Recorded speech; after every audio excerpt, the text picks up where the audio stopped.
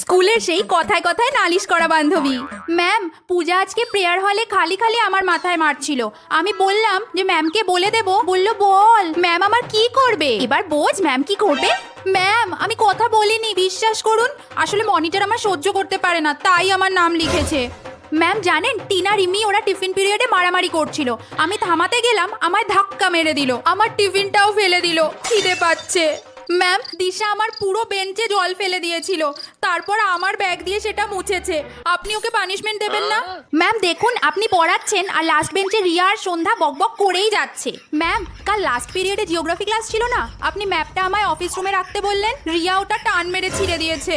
Ma'am, রুচি আমাদের সেকশনের মেয়ে না, ও তো ডি সেকশনে পড়ে। পরের পিরিয়ডে ওদের এক্সাম আছে তো, তাই আমাদের ক্লাসে এসে বসে আছে। ওর নাকি পড়া হয়নি। ম্যাম, এক্সামে আমার ভালো মার্কস এসেছে, ওরা বলছে আপনার কাছে পড়ি তাই ভালো মার্কস পেয়েছি।